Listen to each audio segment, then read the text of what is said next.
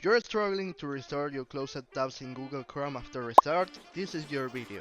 Okay, so you're looking to restore your tabs on Google Chrome after you shut down your PC, restart, or the light goes off.